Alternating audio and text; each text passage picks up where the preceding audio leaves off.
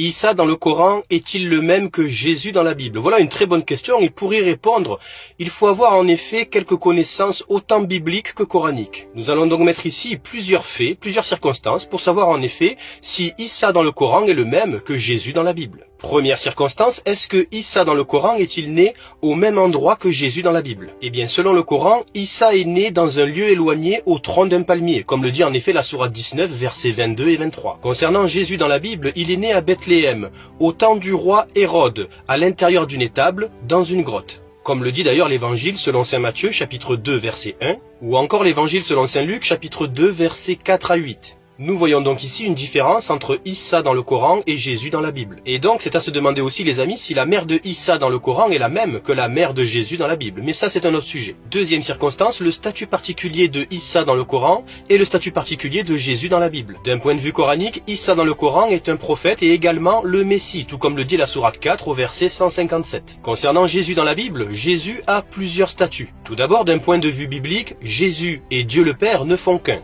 C'est-à-dire que Jésus fait partie de la Trinité et est considéré comme Dieu le Fils, c'est-à-dire la parole divine éternelle. Mais dans la Bible, il est dit que Jésus a délaissé sa gloire céleste pour se présenter sur terre en tant qu'homme serviteur, prophète et Messie. Nous voyons donc là une fois de plus les amis une différence entre Issa dans le Coran et Jésus dans la Bible. Troisième circonstance, la mort de Issa dans le Coran et la mort de Jésus dans la Bible. Pour le Coran, Issa n'est ni crucifié, ni mort, ni ressuscité. Mais il a été élevé vers Allah, le Dieu de l'islam, pour revenir le jour du jugement en temps voulu. Pour casser la croix, revenir en tant que Messie et proclamer la grandeur du Dieu de l'islam. En effet, la suite du verset 157 de la sourate 4 le stipule. Concernant le Jésus dans la Bible, il a bien été crucifié, mort, ressuscité, puis placé dans le royaume des cieux à la droite de son Père.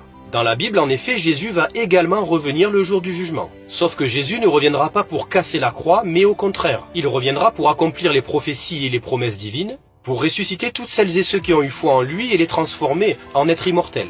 Pour régner ensuite en tant que roi sur toutes les nations. Et enfin pour délivrer les descendants des 12 tribus d'Israël. Nous voyons donc là aussi en effet que Issa dans le Coran n'est pas le même que Jésus dans la Bible. Donc lorsque certaines personnes disent que Issa n'est pas Dieu le Fils, mais qu'il est musulman, prophète et Messie, ils ont tout à fait raison du point de vue du Coran. Car en effet, Jésus dans la Bible n'est pas le même que Issa dans le Coran comme nous venons de le voir. Je rappelle les amis que pour les chrétiens d'Orient, les arabo-chrétiens, le prénom Jésus se dit Yassour en langue arabe, qui vient du mot Yeshua en araméen, la langue parlée par Jésus. Et Yeshua signifie Dieu sauveur. Donc si une personne dit que Issa en langue arabe se dit Jésus en français, c'est faux. Jésus en français se dit Yassour en langue arabe. Donc Issa, c'est Issa. Et Jésus en langue arabe se prononce Yassour. D'ailleurs, je rappelle au passage, les amis, que tous les prénoms commençant par la lettre J en langue française se prononcent avec le Y en langue arabe. Par exemple, Jean, Joseph, Jonas, Jésus se prononce par exemple Yahya,